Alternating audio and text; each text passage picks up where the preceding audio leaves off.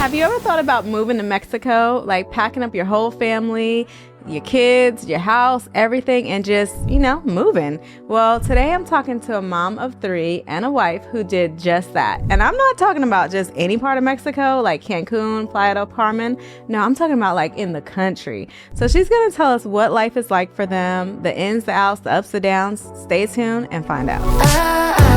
Got me upside down, spinning around you. So I am so excited. Today we get to interview Ty, who is an American mom, and she's from the U.S., but now currently lives in Mexico. And she's just going to tell us about her journey and her story and what life is like really living in Mexico. Because we hear stuff, but she's going to tell us the real deal. So welcome, Ty. Hello. How are you guys? Yeah, so tell us a little bit about your family, like the makeup of your family. For me personally, I'm actually biracial. My mom's white, my dad's black. Danny's full-blown Hispanic. So I have the most beautiful kids. No, I'm just kidding. No, I have biracial children and they're gorgeous. Quite honestly, you can't even tell they're black. To be quite honest, their dad definitely beat me in that department. They look Mexican and they're beautiful kids. So we're definitely a blended, like mixed family without a doubt. We're mixed status for sure. Gotcha. And where at in the United States were you from? Kentucky. Like what area? Kentucky. Right, Louisville. Gotcha, Kentucky. So now we're on our journey and we're in Mexico. Now, what areas, when you guys were looking at moving to Mexico, what areas did you guys consider at first? That actually wasn't too difficult. Danny has a very large family. Put it like this, I know a lot of faces. I don't remember everyone's name. It is very large, and they all live in a spot called Nayarit. That's the state that we're in. A lot of them are in between Amapa, where we're at, and moving forward into Vallarta. That's where a good portion of them are. Now, there are some in other parts, but that's the main area. And this is the spot where Danny's parents are. So we thought that it would be the best option to come stay with his parents. We hadn't seen them in 7 or 8 years prior to coming down here. So we automatically said, we're just going to stay with Danny's parents. That way they can see us, they can see the kids. Because mind you, they got to see Kenzie for the first 3 years of her life until they went back. They never met my other kids. Like my daughter was 8 by the time they physically met her in person. So when we came down here, that was the first option. We just said, we're going to stay with his parents here in Amapa, and we're going to see what we do after that. No, I think that's such the biggest blessing that you guys have family. Like, because so many people, it's hard when you're thinking about moving abroad with your kids and you don't have anyone and you're just starting out by yourself. So I think that you guys were so smart to decide, you know what, let's move close to family because it'll make the adjustment for us and the kids a lot easier, especially kids having family it makes life so much easier. Now, were you guys close to the family that you had back in the States? Oh, yeah. Like when I tell you Danny's family is big, like Danny has family in Cali, a good 30 in Cali. In Kentucky, like in each little county, there was a good 20 or 30. He's got family in Alabama. Like, listen, we did a lot of visiting through the States. So, yeah, and we were with the immediate family. Like, all his brothers live over there in Kentucky. So we were with all his brothers, nieces, nephews, cousins, aunts. Like, yeah, there was a big load of family we had over there. Wow, that's crazy. Now, before you guys moved, did you have to sell everything? Like, how did that work? I know so many expats, when they're getting ready to move, they try to sell everything, get rid of everything. How did it work for you guys? So for us specifically, we were renting a house over there, but we ran into some issues with that landlord. That particular company just wasn't running their stuff right. So we opted out of whatever deal they had. Danny's brother called and said, I really could use a little help. So do you guys mind to come stay with me for a little bit? So we were staying in another rented house with him for a little bit, and I was helping with the kids and whatnot. And as far as our stuff, we sold some of it and some of it we just left. Like, quite honestly, I had an entire kitchen. I had a whole living room. I had all that. I let my sister-in-law keep it. She had just moved back from Cali, back to Kentucky. And I said, well, I'm going to Mexico. I'm not going to sell all this stuff. So just keep it. It's not a big deal. The only thing we truly sold were probably our TVs, which other family members bought. They were like, we need a TV. Okay. Don't even worry. So a lot of it, we didn't even really have to call or put on Facebook or anything. A lot of it we were just sort of posting and keeping it private, and somebody either came and got it, yeah, or somebody bought it. So really, we didn't have to struggle too much in that department. And like I said, I left my sister-in-law with everything else I had: blenders, plates, cups, couches, whatever I had. I just gave it to her. That was a blessing for her. Like she walked in like, Mhm. "Hey, here you go." I know. I think for us that'd be the hardest thing is like, just having I think posting and stuff for me just gives me so much Mhm. anxiety like, working with people trying to get them to buy Mhm. the stuff that you have and you just like give it away. So how many bags did you end up bringing or suitcases with you guys? I think we brought 6 or 8. We did. We brought a lot of clothes. I brought some of my books up. I guess to keep the familiarity with my kids, I brought some of their books with them. I brought a lot of their art supplies with them. I brought as much of their stuff as I could bring because I knew going into it, and we knew we were going into a place where there wasn't a McDonald's, where there wasn't, the libraries here are different. They're not like the ones back in the States. I knew a lot of our habits were going to get cut when we came over here until we could figure out what we're going to do. So I packed as much of their stuff as I could. I packed a lot of paperwork like previous taxes, social security cards and whatnot. I packed a lot of our stuff. So at the end of it, we had probably 6 or 8 suitcases in the Okay. end of it, Now, not to mention the carry-ons. oh wow. So are there any things that you regret like, man, I wish I would have bought this with me because I totally forgot X, Y, and Z. Is there anything? Gosh, you know what? Considering that I'm probably going to have my own house here soon, I sort of wish I'd have brought some of my own appliances. Like, I literally have told some previous people, if you have blenders or stand mixers or anything like that, bring them. And it's not because you can't get them here, but like if you go into a bodega here, you can probably get a blender for about 300 or 400 pesos, but it also depends on where you are. Because if you go into Merida trying to get a blender, that could be 12,000 pesos. It just depends on your area. So it could be incredibly expensive to where versus buying it cash, you could have to make payments to get simple things like a blender. So I always tell people, if you own certain appliances, or even if you can't bring them, have a family member ship them over for you. I said that'll be much easier than you trying to rebuy everything over here. Wow. Okay. Well, that makes sense. What about hair products and stuff like that? Do you find that you need I to bring was those I things? was I was nervous about hair products. I was like, "Oh my god," because my hair don't do that great in heat. I look like Mufasa if I sit in the heat too long. But actually, my hair has gotten a lot healthier because I went to in Santiago, about 5 minutes where we are. There's a natural hair store. There's a few of them over there. So I went over there and I said, "This is my hair. What can I do?"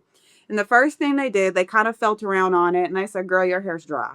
Mm. So they gave me Sedel, and it was a hydration shampoo and conditioner. So I used that. They gave me a tangle teaser, and that's what creates the swoop. So I actually have gotten a lot more of my natural curl back being over here. Like, this is the curliest I think it's ever been since I've had my Wow. hair. They have certain creams that I can use. They have something called Pert here, and you put it on. It's like a leave-in cream. It's a styling cream, but it also has like growth serums and products in it. So it's actually been helping my hair grow back out a lot. So believe it or not, if you look, you can find exactly what you're looking for. But if you go into places like Vallarta or Merida, they're also going to have those now normal products that you would see in the United States for black hair. Okay. So there's no need to worry about that. Like, don't Yeah, have to they're pack a bunch. like, now Okay. if you go into spots like mine where there's no Walmart, there's no Chedraui, there's none of those spots, then just find a natural hair place. They'll know exactly what to give you. Gotcha. Now, I want you to explain to people because they might be wondering, like, wait, you moved somewhere, there's no Walmart, there's no McDonald's. I'm hearing you say these things, and they might, like, you might scare them a little bit, but tell them what does a normal day look like for you guys? Like, you wake up and you do what? So I'm usually the first one up in the morning. So my in-laws are farmers, and right now it's not farm season, so they sleep in a little bit here and there. But I'm usually up at like 6:30. I get my kids up, they get their uniforms on, we get breakfast, and then they actually bike to school. I don't drive them to school, and that was on their own request of seeing all the other kids take their bikes to school. So they bring themselves to and from school. I do laundry.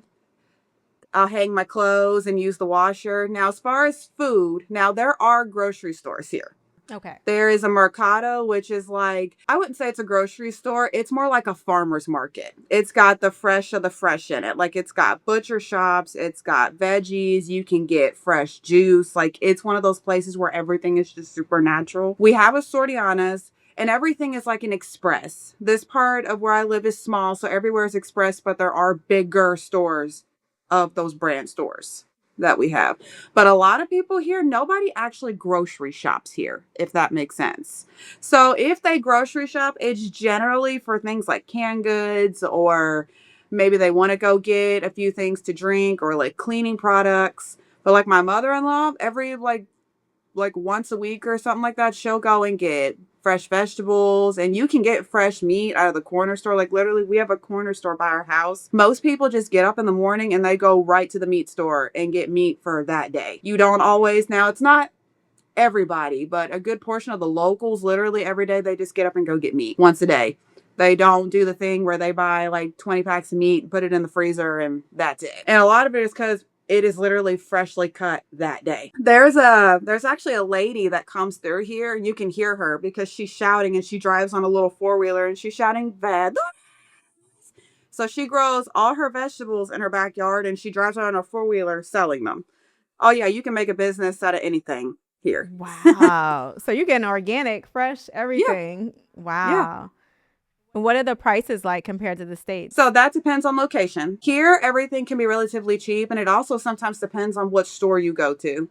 So if you go into the Mercado to get meat, you're probably not going to spend as much. But if you go into like a brand place like Carne Selectas, you're probably going to spend a little bit more. But both places are just as good. You get fresh meat. Unlike the States, I'm not trying to bash, but Mexico, a lot of the chemicals are banned. Like what the United States uses and what they use over here, like they can't put a ton of chemicals over the food or the beans or the tobacco. They're not allowed to do that.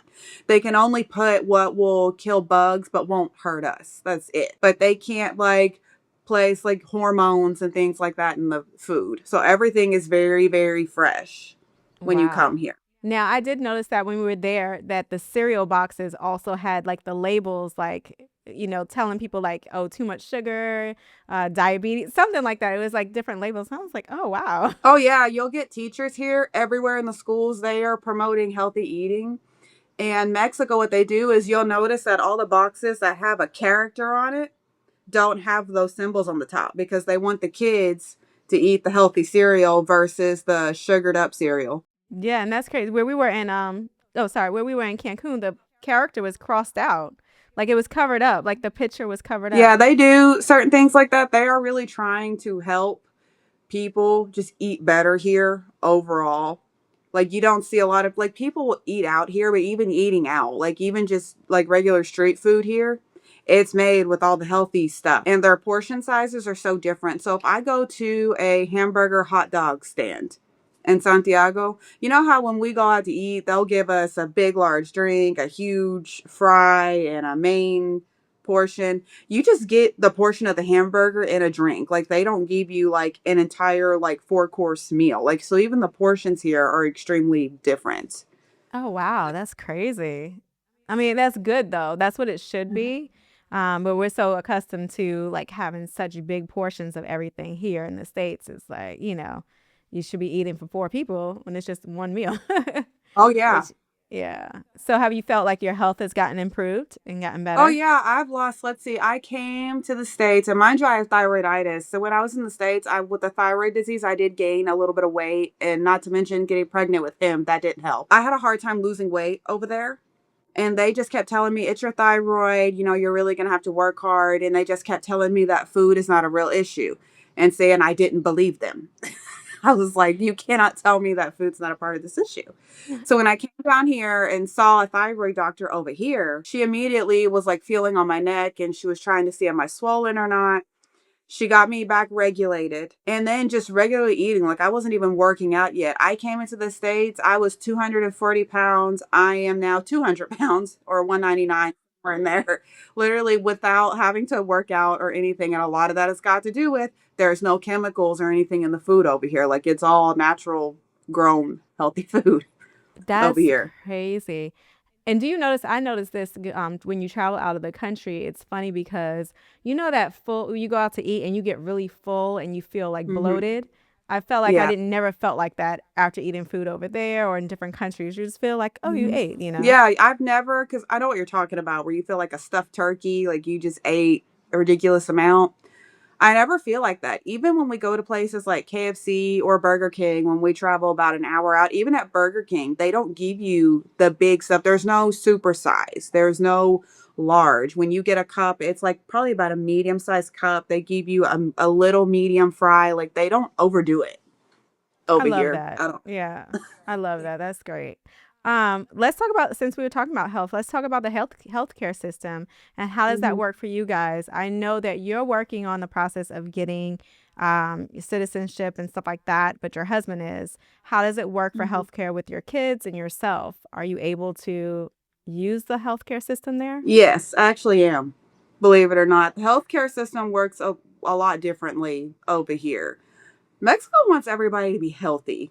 And I actually had a real chance to experience the healthcare system for myself. So my sciatica flared up at one point, and that's generally there's just a big nerve that goes down your back, and sometimes it pinches and it makes the other side of your back swell up. So, I'm walking like Quasimodo everywhere, and it really hurts.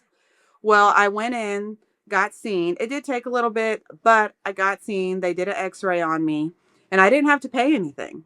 Hmm. They did an x-ray and everything, and then I went and saw the physical therapist, and she was like, you are going to have treatment. So I was actually able to get physical therapy treatments, and I didn't have to pay anything What? to get seen. And my kids, like vaccines here, you don't pay anything for vaccines.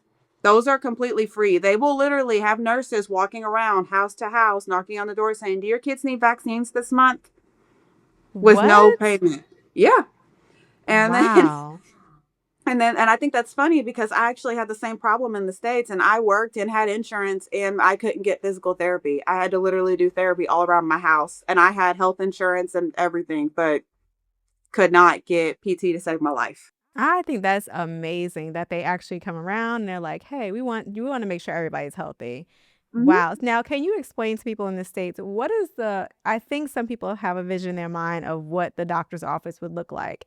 Can you explain some what it looks like when you go into the doctor's office? So it depends on where you go. If you go into the hospital, I'm not going to lie, it kind of looks a little gloomy Okay. because it looks a little sad. And sometimes, I'm going to be honest, sometimes when I go to physical therapy, now we found the other entrance, but they took us through the actual hospital. I think some places in the States are like this, especially if they're overbooked.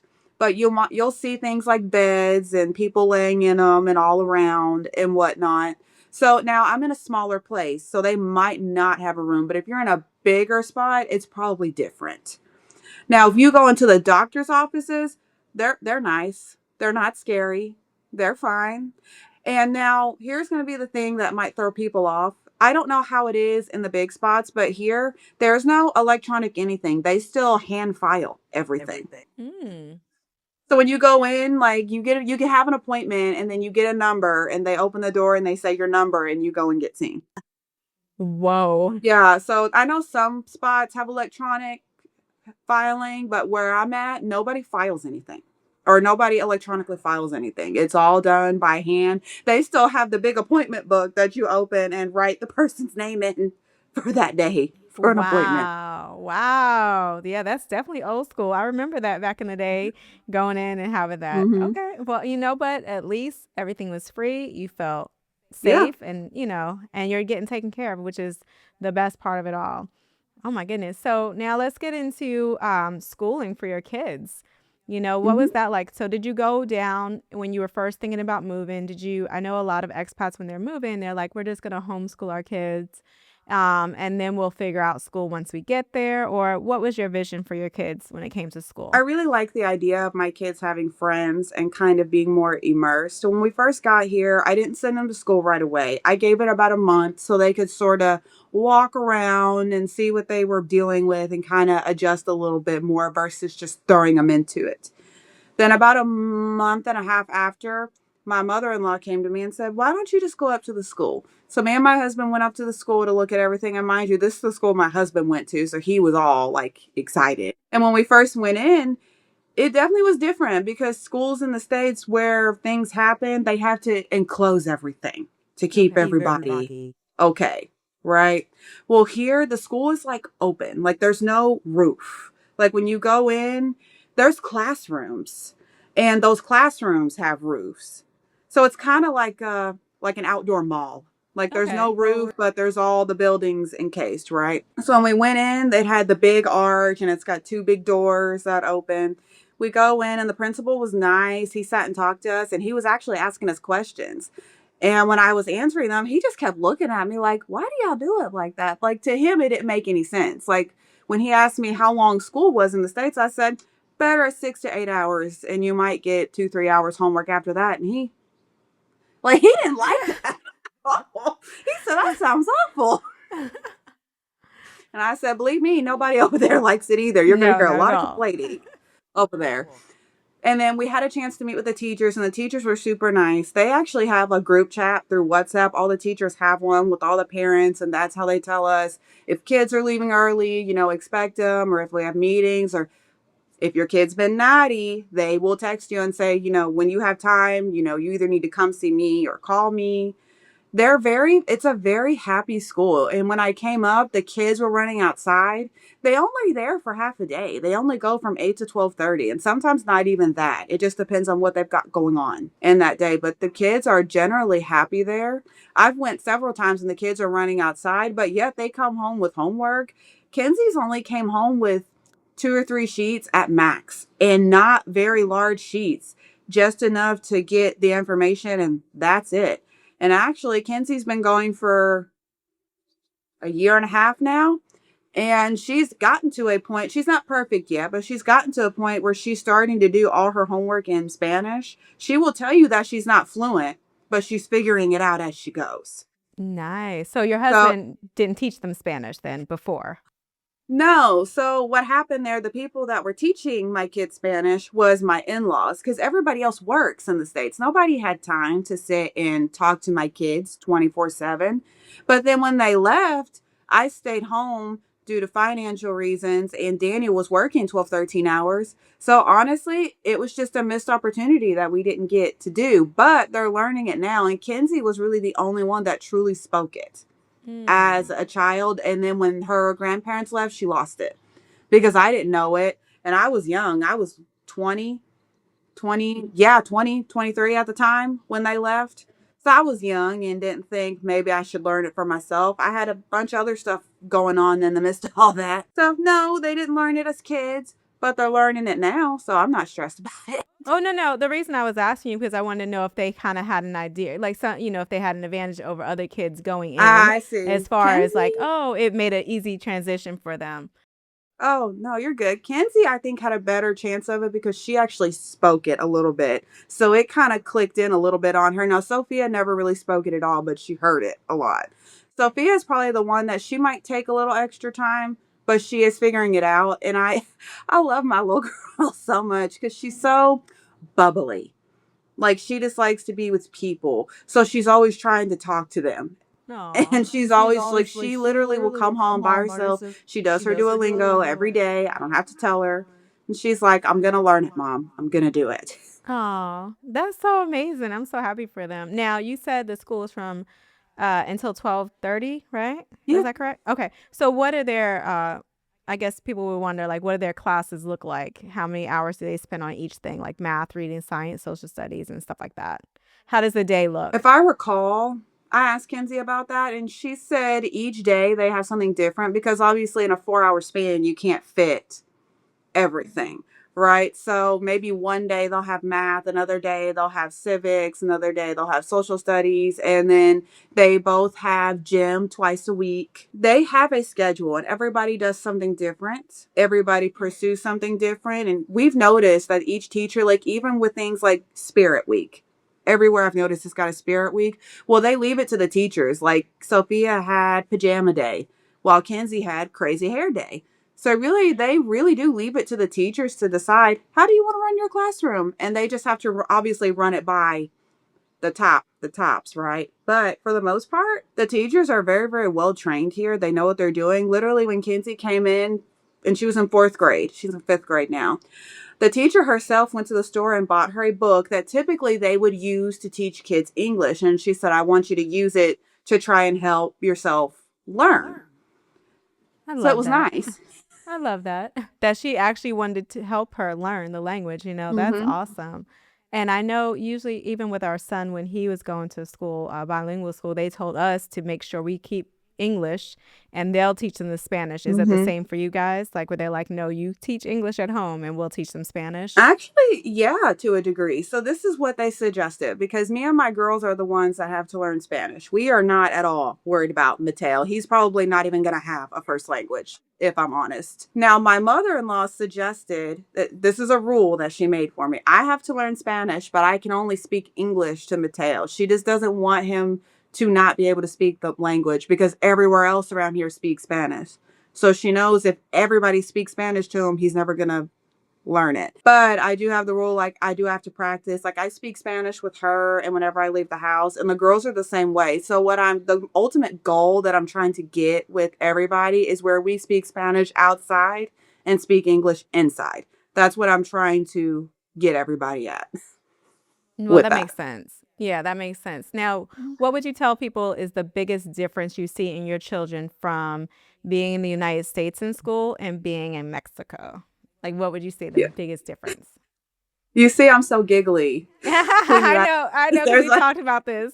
So, when we were in the States, I can honestly say my kids were depressed.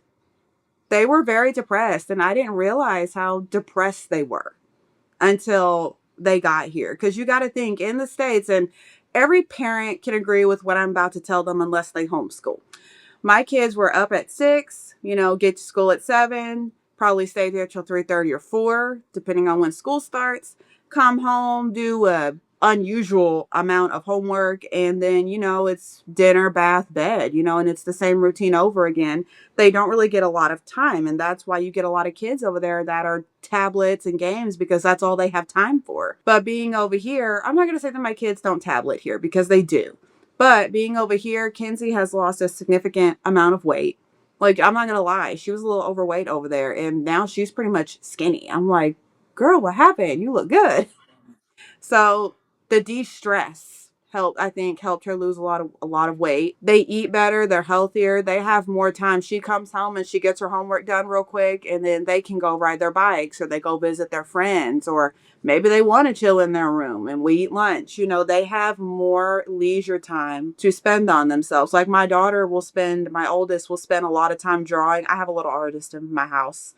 She wants to visit Japan. She's very manga forward. She's definitely proving that she might even have an emo streak at some point. And you know what? I'm totally fine with it. I'm happy that she loves what she does. She's asked me if I can find her art classes. Like, this is what she lives for. Just drawing in her notepad, doing stuff. She's very, very creative. And back in the States, she couldn't always do that because she had to go right to bed. And then even when you do art over there, it's typically something assigned. So you can't always be as creative as you want. No, even when she's at the school, she takes all her little art stuff with her in her backpack and she will just sit and be drawing about everywhere she goes. I love Sophia that. is Sophia is the energetic one. She is everywhere. She's on her bike, playing soccer, doing this. Even Kinsey has picked up soccer, and she's not a sports person at all, but she likes to play soccer. So quite honestly, my kids came to life when they came Nice. over here because they definitely were almost dead when they were Wow. in the States. I'm not even gonna lie about it. I can see the difference now that they're not there. Wow. Now, I know you said that they are not a lot of people who speak English. So, how has it been making friendships? I feel like the kids are good. Like they made some good connections and Hmm. friendships and stuff like that. What about yourself? Believe it or not, I do have some friends here. Okay. Some of them speak English, some of them don't. I have a friend of mine that lives in Santiago. She just came back from Cali. So I visit her, and then I do have some co-creators on TikTok that I talk to that are also expats from America. And then here, I do have a lot of friends here. I do try to talk to them to best of my ability, and they are all very appreciative. They have a lot of patience. But I think I do a lot more texting than I do talking at this moment because I've noticed I read and write better in Spanish than I do speaking, but I'm trying to get better at all three. So I do talk to quite a bit of people here, believe it or not, oddly. I am making friends. I've been invited out to a few places. We're doing Mother's Day lunch at the school, so I got invited to that. I've been invited to parties. I've been invited. We do, what is it called? The carnival. They have a band and whatnot come out in March. So we get invited out to go do that and dance and eat and have a good time. So yeah, I actually am making quite a bit of friends out here, more than what I had in the States, believe it or not. That's amazing. I'm happy for you because I know that's such a big part of moving somewhere else and not knowing, the unknown. Am I going to have friends? Am Mhm. I going to make any connections? And I'm so glad that they are so welcoming. And that goes into, when you first got there, where they standoffish. I know, see, it's different for you because you had Danny's family. So that was really nice. You had an in. But as far as other expats, do you see people being welcoming or just kind of standoffish a little bit? I think it depends on who it is. Because I can tell you, I won't say exactly what or who, but I have had a few friends that live in different areas, particularly through comments. And some they'll say, and really what it is they see the US and then they see them here. And it makes them upset because they think that they're for that behavior that's over there. So they'll tell them, go back where you're from. But then once they see and they see what you're doing and you're not trying to gentrify the area, that you're literally just living your life, they stop. They'll leave you alone. But that's like a 1% of people. The rest are extremely, extremely nice. They are very sweet. Literally, my first few weeks here, I kept getting, can I touch your hair? Can I touch your hair? Nobody has hair like mine. So when they saw it, they're like, can we just touch it? And I don't mind because I don't know how you say it in Spanish, but Mexico has that belief like when you touch something, like they want it to stay good. So when they come to your kid and they go, "Oh, hermosa," or if they come and touch your hair, it's because they want it to stay beautiful. So if somebody walks up and just sort of like touches your hair, now it could be a weirdo, so just be mindful. But for the most part, it's generally that they just want you to stay beautiful. They want you to stay nice. And everybody here, and even I would even have some people, they would just sort of look at me at first and then they would just smile. And then some would just say, wow, you are really pretty. And some honestly didn't know the difference. I guess I sort of just look like everybody else here. So some didn't even realize that I was American. They just walked up and started talking to me. Yeah, I will say I love that. I guess people don't realize it is that Mexico and places like that, it's such a melting pot of different colors and things like that. So sometimes you can't tell. You're like, are you Mexican or not? Or are you Spanish? Stop and watch a telenovela and you will see because Danny has a couple of cousins that are Mexican, but they look whiter than the snow. Like seriously, they do not look Mexican, but they are Mexican. You will see Hispanics with blonde hair, black hair, red hair. I have a niece that's got fiery red hair and she looks gorgeous.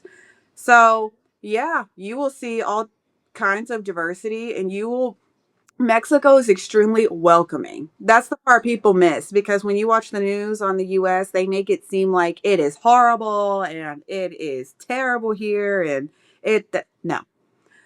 The best way to debunk something is to actually go and see for yourself. Obviously, do your research. I'm not going to say, just like the US, there are some places you just don't want to walk in. Because I can name a few places where I'm from that you wouldn't catch me there. Forget it. But for the most part, no. Down here, oh, it's gorgeous. Everybody is so sweet. And they will be the first ones. The first thing they're going to do is ask you, do you want something to eat? That's going to be the Gotcha. first thing they ask you is, do you want something to eat? Like, we got to feed you, baby. That's so sweet. So, if someone was looking to move to Mexico, can you suggest or recommend some areas that they would want to move to that you would just feel like it would be a good, easy transition from the States into Mexico? If you have family, that'd be my first thought process. If you have family and where they are is typically okay, I would start there and see how you do. Because if you can handle the country, you can handle anywhere else type deal. But if you are freshly new, you've never spoke Spanish a day in your life, and you've never actually sat in Mexico more than just a vacation, I know some people might nick me for this, but I'm actually going to tell you, go to somewhere like Merida or Vallarta, get more acquainted with the language, get more situated. And then if you want something more quiet, because if you notice, that's what a lot of people did. A lot of people started out in Vallarta or started out in Playa del Carmen, and they slowly got adjusted, and then they integrated to somewhere else that was more quiet and more family based. That was because when we first got here, we thought we were going to go to live in Vallarta and we were going to live in the beautiful city. But then when we had a chance to go to Vallarta, don't get me wrong, we loved it.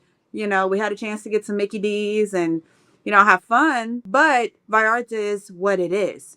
It's a vacation spot. It's not necessarily meant for you to raise a family there. It is a lot of traffic. It is a lot of stores. Like, there probably are those neighborhoods, because Danny does have family in Vallarta that work in the hotels and stuff, but they're kind of like at a distance, which Okay. ultimately led to us either potentially staying here, or there's a small city along about an hour's way that we might stay at. That's definitely a little more family based. So that would be my best advice. Or if you want to come and be somewhere smaller, you do your research and ask questions.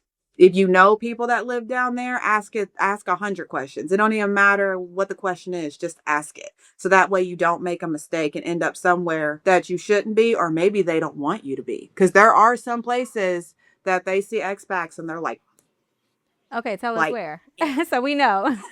What are some places off the top of your head that we should stay, like, all right, that's not for you? typically it's the places that are like way, way out there. Like, so I always say we live in the country because we do, but there are places, you know how we say like there's the country and then there's the boonies. Yes. So stay out of the boonies. Like, don't go way, way in there, because that's probably where you're going to find that particular group of people. But for the most part, I would say stay around the city areas, because I'm 3 hours from Vallarta. So I typically, just that trail of Vallarta to Peak, where I'm at. I love that little area. I know a lot of people like Mexico City. That place is only for me to visit because it is extremely expensive. I would definitely research and ask as much questions as you can, because where Mexico is such a huge country, even I can't really tell you every single little location that maybe don't try there.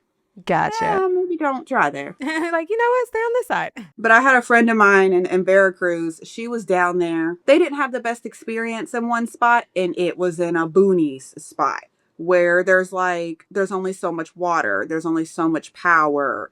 Like, they're like, they have an outhouse. Like, they don't even have like plumbing. Like, that's what I mean, is like when you're in a more like civilized area. And I would say the same thing in Kentucky. There are some spots in Kentucky, don't go to them for that reason, because they only know what they know over there. They're not fully educated on how the rest of the world works. Gotcha. Wow. That's insane. Yeah. And it is true. You have to do your research. You can't just rely on what someone tells you. And Mm-hmm. I think it's best to go visit somewhere before you say, you know what, we're just going to go there, sight unseen, and be like, Mm-hmm.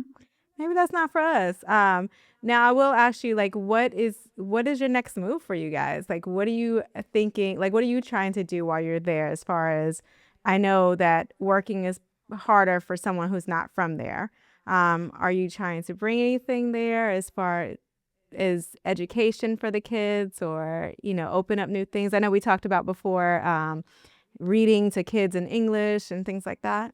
What I would like to do, I do get a lot of people asking me to teach them words in English, or can you teach me? Because the thing about learning English, and I know a lot of people have said, well, maybe I shouldn't worry about it because of the state of the US. But what you'll find down here is everybody still wants to learn English, because it's the same way in the States. When you have another language under your belt, it's more money and it's more skills that you have.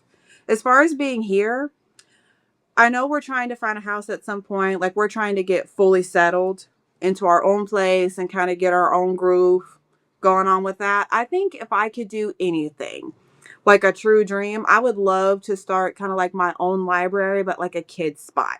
Because these libraries here, it's not that they're bad, and some do have kids areas, but they're not geared towards kids or anything else. These libraries are, I guess, what they're supposed to be by definition. They are literally research. When you go in, you will not find thrillers, you will not find romance, you will not find anything. It will literally be poetry, literature, biographies, all the things that when you go to school, you don't want to read because it's boring. So I would really like to bring some of that from the US and bring that essence here to really just encourage, these kids have somewhere to hang out. They can go get a book, maybe get a coffee, kind of maybe intertwine some of that Yeah. somewhere in there. And I guess because the library for me, where I couldn't always afford to go on fancy trips and all that all the time, the library is where I could take my kids and make some mom friends and I could get my coffee and they could play on the computer and play toys and color, find their books. And then they also offered free things like movie and popcorn and pizza night and tie-dye shirt day. I would love to bring some of that because I like to be around the kids. And when the kids are doing something fun, it makes it so much more enjoyable. Mm-hmm. I know with my nieces, nephews, before I have my own kids, I used to do that. For Christmas, I would be like, all right, cookies, let's go. Let's wrap the presents, let's paint the papers, entertainment. So I really feel like, now don't get me wrong, they're fully entertained out here. A lot of them ride bikes, some of them ride motorcycles as long as they stay within the perimeter at a speed. They're not allowed on the main road. They're only allowed within like the town. Yeah, parents tend to get twitchy when they start seeing their kids like zooming on the main road and they're like, come back. You didn't listen the first time. Nice. That's good. So Wow. I would just love to bring some of that energy. And I think it's really fun because I remember as a young adult, when I would go into the young adult section or the teen section, and you find things like Twilight or the Artemis Fowl books, you find all those fun little series, they stick with you. I can think of 100 series I read as a kid because they were fun. So I just think some of that would be great. And to really like encourage reading, I just think reading, it exercises the brain. And sometimes when you're feeling stressed, it's a lovely escape. You could pretend you're somewhere else. Definitely. So do you find it hard for Kenzie to find books there? Where can she get books from then? This is what I do. I have Kindle Unlimited. My husband spoils me with that. So he pays for that and I have my books there. I'm trying to put it on her tablet so she can kind of read what she wants. And I also have an app called Libby. That's a library app. If you plan on using Libby, download it before you move because it's not actually available in Mexico for you to download. And if you have a library card, now mine expired, but my mother is so lovely. She lets me You use use hers, hers. and you can put the library card on Libby and it will give you access to several ebooks. Or if you really would rather have a hand, like just a physical book, you can order them off Amazon. There are bookstores here. I know I have a video. You'd have to scroll way down, but I do have a video of me going into a bookstore. Because, see, when you want like regular books, like, let's see, Onyx Storm, any of the new stuff coming in, you have to buy them here. So you can go into the bookstores here, and even some of the bookstores have English books. You can go into the mall and find like small little book areas. Now, if you go into the city spots where tourists are, you'll find plenty. You'll find, because that's where I went. I went into Vallarta to vacation with my mom, and I found a thrift bookstore to go into. Yeah, they will have thrift bookstores and new bookstores, kind of like a Barnes and Noble. Like they'll have everything. But I'm kind of a stickler on money. So I don't like to spend, like, I found a brand new book and they wanted me to spend almost 500 pesos on one book. And I'm like, no, No, and I can get it for no, I won't. free. I I could won't do download it. it. I won't do it. Yeah. So, but you go into a thrift bookstore, I bought 2 or 3 books for under 200 pesos. So it's about learning where the sweet spots are and what you're willing Gotcha. to spend. But you can find other books here. You just got to go to the stores and get them. Or if your library has them, because the one that I went into was rather large, and I did find it was bare minimum. It was like 5 little books on a shelf, and one of them was Twilight, another one was Diary of a Wimpy Kid, and it was like this much. The rest was just boring. So I'm not gonna lie to you. If you go into these libraries here, you're probably not going to find a lot of fun reading to do. Okay. But that's something you can do. Yeah. That might be your lane because you love reading. So I love that for Oh you. yeah. That is something that you love to do. You might be able to do it. All right. So now we just need 5 things you want to tell people that, hey, before you come here, you either want to bring this, you need this, or you just be open to For me, it would be the bugs. Are there a lot of bugs? Here's what I'll say about the bugs, because I'm not gonna lie, I'm not a bug person. Because look, I panicked my first year, and then I got scared to death. I learned the Spanish word piojos, which is lice. Oh, One of my kids ended up getting lice. I'm like, what? no, I don't. yeah. Now I've dealt with them before, but I was just like, oh my god. So piojos, I never forgot that word again because now nobody panic on me. It is a little bit bigger down here. Spiders are a little bit bigger here. The cockroaches are a little bit bigger here. There are scorpions here. I have seen them. Some of them are big, some of them are small, and some of them are as small as an ant. So What? just watch where you step. Yeah. I didn't know that until I actually saw one. Which brings me to this little tip that I'm going to tell everybody. If you live, no matter where it is in Mexico, because I've seen people in hotels in the tourist area, and sometimes they're there, and it's unlikely. But here, if you have shoes that you have not worn in a minute, tap them. Try your best not to clutter. And what I mean by that is like under your bed, don't like shove a bunch of things under your bed because the scorpions like to feel like cozy. They will hide within the riffraff of everything or behind things. Spider typically try to stay out of the way. They will hide in spots that you can't see them or where they think you can't see them. Look, I saw a tarantula in the bathroom, almost died. Okay. I had to get my mother-in-law to come kill it. And I'm like, no, I can't do it. Mosquitoes. That's going to be the big one when you come down here because even in Merida and Yucatan, they're pretty bad. So when you first get there, they're coming for you. You're like fresh meat to them. I'm not even going to lie to you. So stay at home, mosquito spray, do the best you can to block yourself from their wrath. And then you could get things like calamine lotion that will help with the itching. Just try your best not to scratch and it'll go away much quicker. But then after a while, you get used to being here, and then the mosquitoes are like, you're used. Well, we'll find somebody else. Like, they eventually just quit biting you after a while. So, and then you might get in a day, like maybe 2 bites versus like, look, when we got here, I had probably 12 or 15 bites on one arm. Yeah, Oh they my they come gosh. at you. Now, there are some places, like I have a friend in another spot in Veracruz. She said, they're not bad here. So it really just depends literally on location. And if say your house is encased in a lot of trees or nature and water, they're going to be there. They will be there automatically. So I Gotcha. always told Danny, I said, wherever house we get, take all the trees away. Make the Yes. mosquito go away from my house. I can understand. We have trees galore at our house, and I'm like, I hate trees because the mosquitoes, the same thing. Yeah.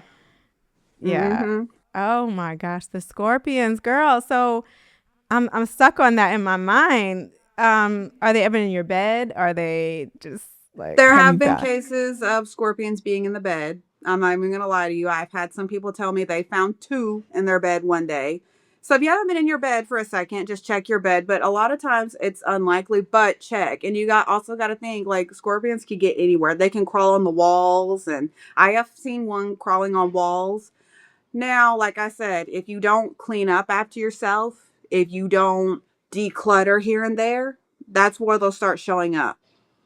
But if you clean regularly and like clean behind things, you're less likely to see them, Oh my honestly. gosh. And I mean, literally, I had a friend who went viral because she had a scorpion in her house and she dumped alcohol on it and lit it on fire.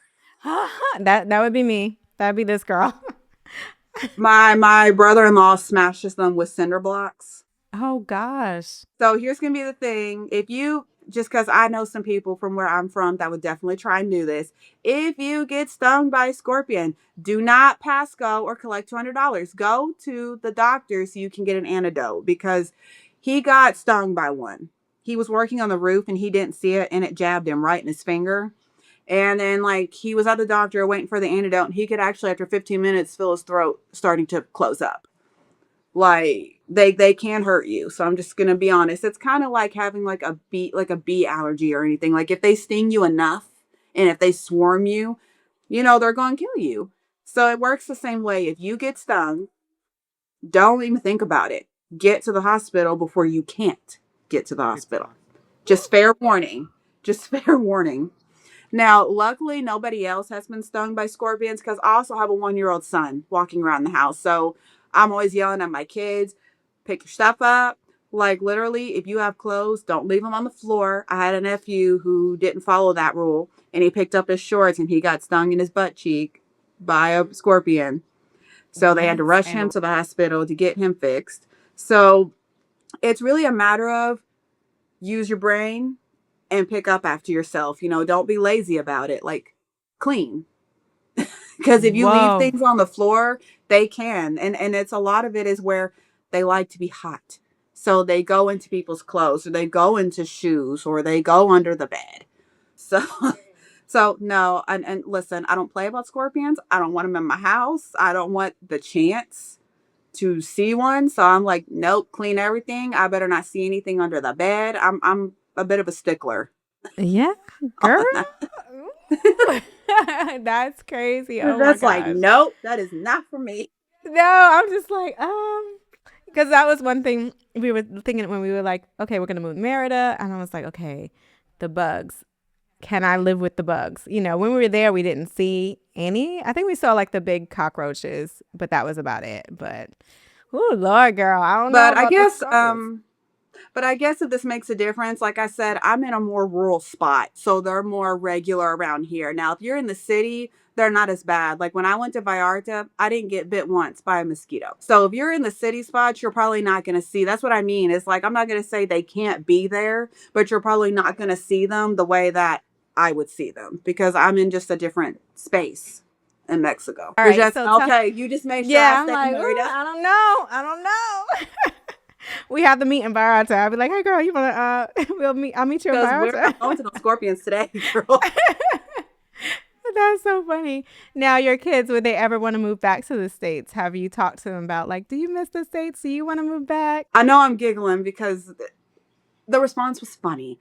I lied to Kenzie. I went in the room and I said, "Okay, Kenzie, we're moving back to Kentucky, and I gotta tell you this." And she's like, "Why?" Like immediate attitude, just why? And I Oh, said, wow. "Well, we just think that your opportunities are better here." And she said, "No, Mom, listen." She said, "How about this? How about you go back to Kentucky and I'll stay here with Tita?" Because at the end of the day, I would rather be dropped in the middle of the ocean than have to go back to Kentucky. So you go back to Kentucky and I'm going to stay here. That is amazing. I love it. I love that for her. So she's very cozy here. And I guess that's something I do want to talk about. I have seen some of my counterparts getting ripped in half because we're all moms, a good portion of us, and we did bring our kids. And there have been some people from the States that say, "Oh my God, you're an awful mom because you brought your kids to the States." But yet, look, mine don't even want to leave. I even went to Yeah. Sophia, who's more of my diva child. She's the one in the mirror trying to do her hair and everything. And I said, "Do you want to go back to Kentucky?" She's like a visit. But she said, if I go back to the Kentucky, then I can't go to the beach. And then that means I can't be fashionable. So, no. And mind you, she's 8.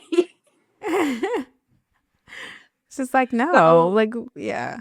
yeah. So, my kids genuinely enjoy it here. And that was Kenzie's first answer, too. And she said, how am I supposed to go to the beach if I go back? And she said, and what about my friends? And I know that some parents get really concerned. They get really concerned because they're like, well, my kids don't speak Spanish and this and that. But listen, wireless, there's not necessarily ESL here to necessarily help, but they can appoint somebody to help or they will slowly teach your kids and get them there because kids are like sponges. Like I was unprepared with how quickly both my kids were going to pick up the language. And it's gotten to a point where, see, I have a slight country accent. So sometimes I have a hard time saying the words and not my daughter coming up to me and say, Mom, you say it like this, not like that. Like And I'm this. like, thank you, Kenzie. Like, excuse me, ma'am, I'm trying my best.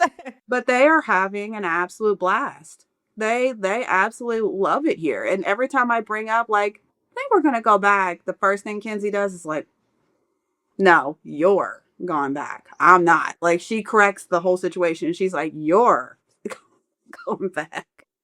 And the best part about it is you just said opportunity. What the vision of someone's opportunity is so different for someone else. Mm-hmm. Like you guys have the opportunity now to go to beaches and to travel around places Mm-hmm. that you've never been to.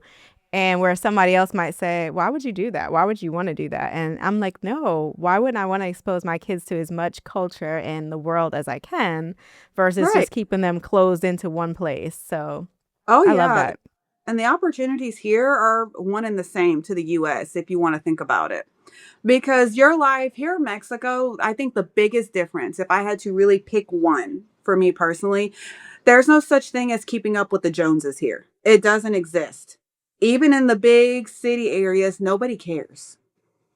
Like, there's no, I have to be better than the next person, or I got this 2025 car. Well, it's 2026 now. So now I got to get that car. Nobody does that here at all. It's all about living your life and living how you want to live. Like, literally, if you go across the way from Danny's house, you will find indigenous folk here. They literally live in tents and they literally light a fire under their little stove and they have their babies on their backs and they are the happiest little group of people you've ever seen. And they I don't love have a that. whole lot Mm. at all. So, and there's a lot of people here that they build their little houses and they build all their stuff and they put what they want in it and they're straight. Nobody has a new car here. I have yet to see a 2020 anything really. There probably are some 2014s and 15s. Like there's that range of cars, but I have yet to see anything from a 2023 up. It's sort of like I have seen some jalopies running around here, like old cars, and nobody cares. Wow. Nobody cares. People still take taxis here. People still take buses here. People do what they have to, and everybody's very cozy. So when you come here, there's no expectation that you're going to dress a certain way. There's no expectation that you must have this job if you want to be a doctor, because Danny has a famous doctor in his family. It's all about choices. If you want to go to school and be whatever it is you're studying for, then go do that. If you'd rather be like our friend down here, he runs a whole bakery. He sells bread to the whole town. If you want to do that, then do that. If you want to be a teacher, be a teacher. Danny works at AutoZone and he's taking classes to be a supervisor. So it's all about which choices you want to make. And it also kind of works the same way. The more you work hard, the more you get. But the difference between Mexico and the US is once you work hard and you get what you get, you have it.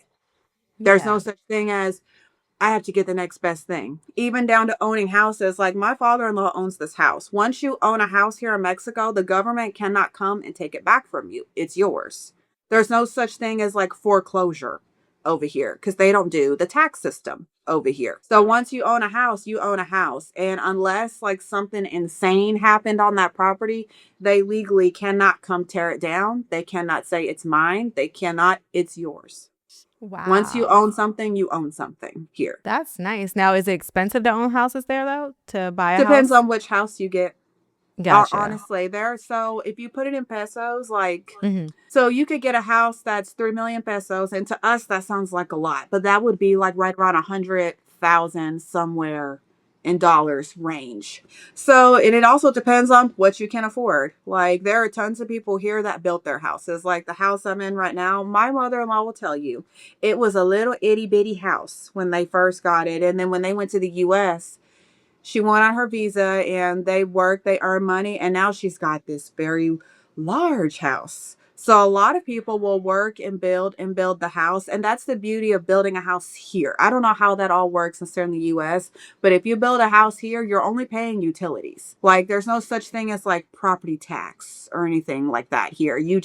So if you get a mortgage here, it's just pay the mortgage until you own the house. Like there's none of these extra stuff Oh, that they do wow. here. So it operates. Now, somebody might have a better answer than me on that. Like anybody that said that's bought a house. So anybody is free to correct me because I don't know the whole process. But for the most part, it's literally once you buy it, you make the payments to the bank. And once you're done paying the bank, they sign the paper to you and it's yours. Oh, that is beautiful. I love that. I wish it was like that everywhere. I you know. know, Once you're done, it's yours. Here you go. No, it's not like that for us. It's like, oh, now you have property taxes, which are going to go Yeah. up, and you have this and that. And then if So, you don't which makes pay it it, they're so. like, give me your house back. I don't care Yeah. if you Oh, paid it yeah. or What not. about all those payments you made before? Oh, well, none of that counts. I love that. And I love that Danny, because I remember you said because of his English, he was able to get a really good job and able to work, and which is so great for him, you know? Oh yeah. Like, yeah. And having a set schedule, like Oh getting off, yeah. going to work, getting off, and then being able to spend time with his family, which is all Oh about. yeah, we've had several days where he'll get off. Now he's on that afternoon schedule right now, so yeah, it's a little wonky. But when he goes in the morning, he'll come home about 4:30 ish. That's enough time for us to go to one of the beaches on the end for about an hour or so and have fun. Or he'll take us to get ice cream. They have all types of stands for like freshwater, coconuts, crepes, like it. And like I said, everything's fresh here. It legitimately is a good time. And you know what? I would say this to anybody. It's all about how you look at it. Because when you first come to Mexico, if you go into the city, you see how beautiful it is. And if you come to somewhere like I'm at, it's going to look a little bit more rustic. It might even look a little bit more torn up, but not really. Like it's all about how you want to see it. Mm-hmm. That's Going into it generally with an open mind. yeah, it's how you want to look at it. Because at first, when I first got here, I'm not going to lie, I was like, I don't know if I'm going to take the first flight back or if I'm just going to like, I don't know what I'm going to do. Because mind you, when I went to Mexico, it was my first time literally leaving the country, leaving Kentucky. I went into it completely blind. Wow. When I first got here, I was like, I don't know, because when you think about America, like everything is aesthetic over there for the most part. Everywhere like looks a certain way. And over here, it looks how it looks, and everything is stone. Like there's no wood houses here. Everything is made with bricks and cinder blocks and whatnot. I'm like, I don't know. But then, like, you start living in it. And then I found somebody to clean my teeth. I found somebody that braids my hair. I found somebody that cuts my hair. You start to find all those little jewels within these little places. And you're like, really like it here. Wow. How many weeks did it take you to say, you know what, I could do this. This is not bad. I got this. I'm I can not, do it. I'm not going to lie. It took me a minute. It Okay. took me more than just a few weeks. Like, when you've lived somewhere your whole life and now you're adjusting to something else, and I'm going to be blank, you're going to feel homesick from time to time. I've been here a year and a half, and sometimes I still feel homesick. Sometimes I feel like I really miss Kentucky. But then I think about other things and I'm like, that's okay. Yeah. You have to learn to distract yourself when you start to feel like that. Now, there are some people that I've seen, they probably should go back. And it's not because they're bad. It's not because they don't understand. It's more of like if something's not working for you, then don't stay in it. It's really just like that. I have met a few people that tried to live down here and they just struggled and it was really hard and they gave it their best effort. Like honestly, they went whole hard into it and they were just like, I can't do this. Like, no. And So is it's it really the area you're in or is it just in general, like in any part of general, Mexico? yeah, there have been Okay. people living in the cities. Like I've known a few creators that were here, and even before I moved, there were people that I knew that were here, and they were like, "I gave it my best effort. I don't like it because Mexico doesn't have all of what the U.S. has. So like if you were regularly frequent to Chipotle, well, there's no Chipotle here. And those little details can start to make or break a person, oddly. And I know that sounds like silly, but I've seen it happen. I've even seen people like or the big one, I just really miss seeing my mom. I miss seeing my aunts, uncles. So family can play a big one. So, if it works for you, then do it.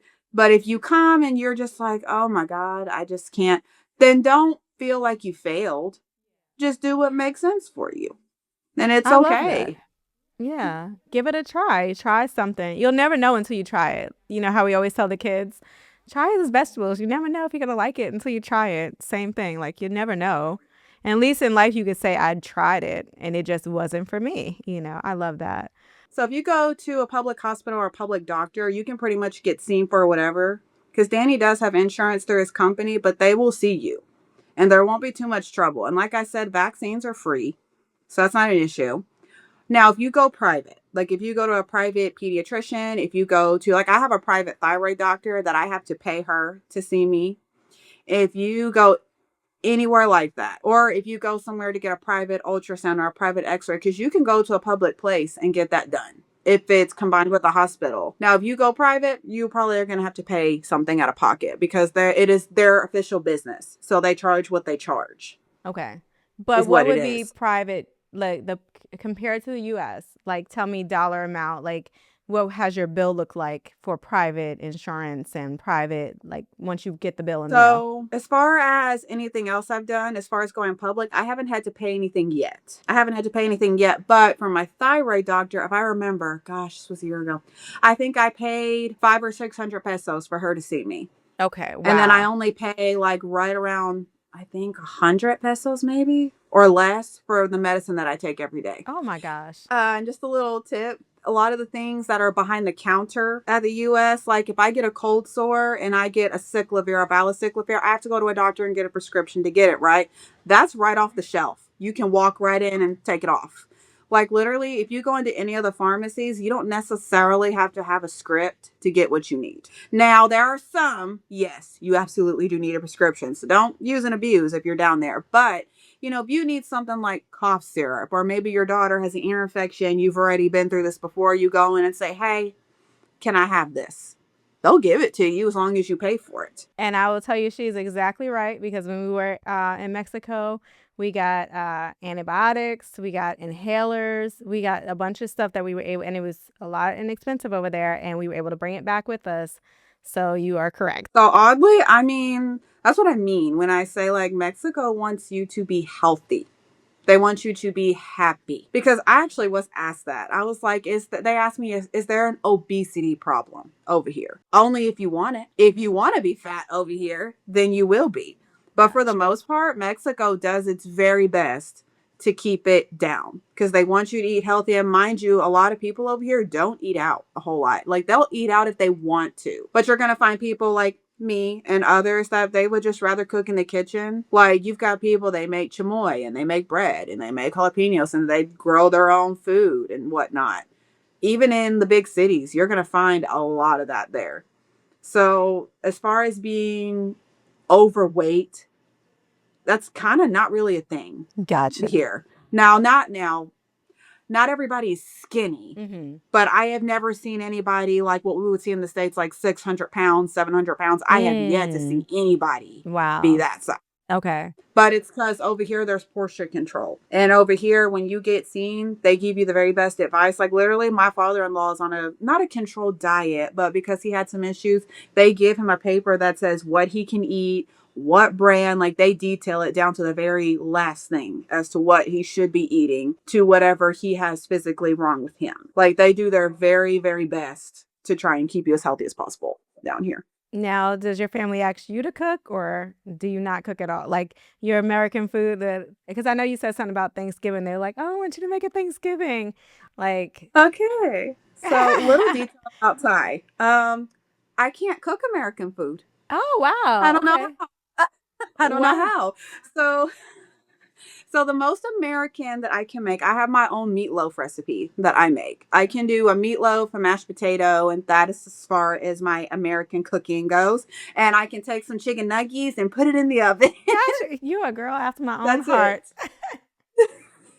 That's it. That's Yes. all I can make. Other than that, when I left my mom's house, my mother-in-law was really the one because she went grocery shopping with me. That's the funniest thing. She was seeing me put canned green beans and like boxes in the cart, and she said, "Give me cart, Ty." She said, "No, you're not going to feed my son this." Oh, wow. And she's like, I'm going to teach you how to really cook. And so my first few years with her, I learned how to cook from her. And then after that, I guess I was just inspired. So I just started learning how to cook things for myself. And now anything Mexican, I can make tortillas. I can make pozole, birria, tamales. Like I'm very crafty with my hands. Nice. I love So it. yeah. So I wouldn't know. Like I had somebody here and say, can you make potato salad? And I'm like, no. Sorry. Oh my I can't gosh. make it. I don't know how to make potato salad. Wow. Oh my gosh. Okay. Hey, at least you know how to cook for at least your kids know what they like. You know how to cook for them, your husband, and it's much healthier than what you were trying to do before with the cans and the box stuff. Right. Yeah. No, I feel blessed in that department that I can do that at Okay. least. We have a good time. We love it. Yeah. Now, do y'all party a lot there? How's like do you guys get to party a lot and like his family love Listen, to have this festivals is and stuff? Mexico. This is Mexican style. They be having a party for everything. Okay. Okay. Everything. You just turned 4, party. Party. You know, you just became a teenager, party. Oh, you painted your house red, party. Like they be having a party for everything. Lots of parties, lots of parades. The kids are out dancing and having a good time. Actually, if anybody travels on my TikTok, you will actually see the school through March specifically. They have the kids, they teach them a dance. You get to do things like make them costumes from scratch. Like you get to do several different things with them. And then you get to go to the plaza and watch them perform and do all sorts of fun things. And then we get to ride rides, and you get a lot of people that will bring their taco stands and pretzels, all kinds of stuff. It's so fun.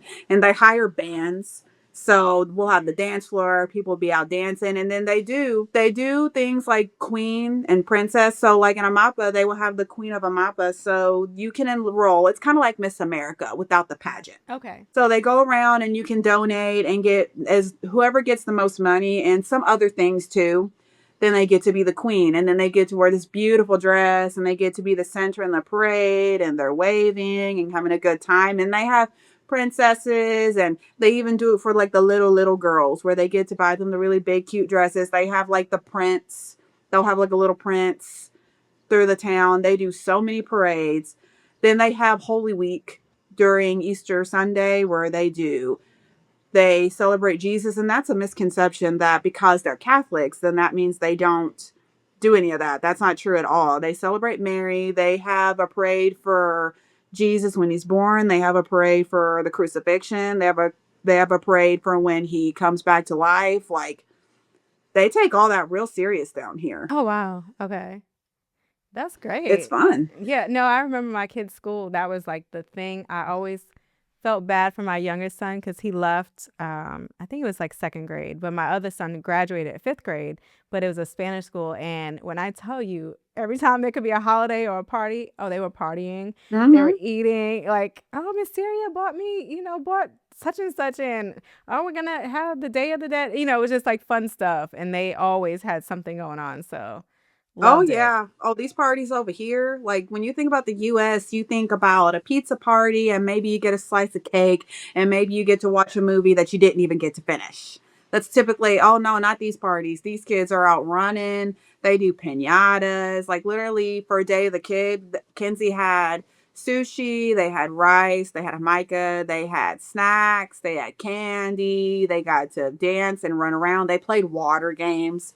Sophia's class had tacos and cucumbers. They had several different things. Like these parties are amped up parties. Like they get Nice. real food at these parties. Now you Mhm. have to pay your portion. The Okay. teacher will divide it all and send it to the parents and say, this is your portion for your child and you need to pay it. Oh, so the So parents you have to don't pay send your stuff. no. Okay. I mean, they could if they wanted, but they prefer to just have somebody else make it. That way Mhm. it's easier on Mhm. everybody and nobody has to work harder than what they have to. Oh, that makes So sense. typically, like for Kenzie, we spent 120 pesos, and then for Sophia, it was 170, which I thought was going to be backwards considering Kenzie's class was the one that had sushi. Yeah, But right? Wow. but I mean, yeah, Kenzie literally for Christmas they broke 2 piñatas, they danced, like it's always something going on, and it's not even over yet. We still have the rest of the year, Wow. Because when and do they even get out of then, school? July. July. So Okay. the school system works a little bit different here as far as dates. Mhm. So that I don't want to say it's year round, but it kind of feels like that. So they get 1 month for summer, but they get very long breaks. Like winter break is like 3 weeks. Spring break is 2 or 3 weeks. They get like a small fall break. Like they get longer breaks in between summer breaks. So it's not like in the States where they get a week or 2, 3 days and that's it. Mm. So they get lots of breaks, and then at the last Friday of every month, they automatically have off. Oh, nice. Okay. So it equals out the same amount of days, but just the Yeah, breaks in between, which is nice. Now, does she, because I know she came from the States, was she kind of her first summer, if like, I'm only getting a month off? Like, how was that for her? she did not care. Oh, she didn't? Okay. She did not care because the way that she saw it is like while she was still on winter break, her cousins were still going to school, Mm. and so she would write them and be like, Yeah, "I'm I'm on still break. at school." I'm like, Kenzie, get up here, quiet. But no, she does not care. And I think a part of that is because she doesn't go all day. Gotcha. She's Gotcha. got free time. So if Mm-hmm. she was there all day, she might care. Mm-hmm. But because she's got all this time, she gets to go to the beach, she gets to go out and have fun and play or do whatever it is she's wanting to do. So neither one of my kids care. And Nice. I honestly thought they were going to care, but they Yeah. don't. They That's could care nice. less. Wow. And do they eat lunch at school then, since they get off at 12:30, or do they eat at home? If they go to private school, I know some of the private schools have a longer day. If I remember, somebody commented that the private schools are like from 8 to 2. Like some of the private schools are just longer. Okay. So if they go to a school that has a longer time, then yes. But my kids, the only thing I do for them is I pack them a snack. You can send your kids here where I'm at. You can send them with 20, 30 pesos and they can get a snack from the school, whether that's, fruit, a drink, they can get whatever they want. Or you can send them with stuff as long as it's healthy. So I will send mine with like carrot sticks and apples, oranges. And then once they leave, my kids are a real stickler for, Mom, you send us snacks. And then they like to keep money on them because when you leave the school where they're at, there's vendors everywhere, popsicles, chips, and whatnot. So they're getting money off our kids. Gotcha. Like, So they come home. Yeah, they come home with snacks. Like anytime my kids are taking just a little bit longer to get home than usual, it is generally because they're getting snacks. they're getting snacks. Honestly. Wow. And you didn't bring their bikes with them then? Because you said they ride their bikes to school. Y'all just bought the Yeah. bikes and stuff there? Or you bought them? Yeah.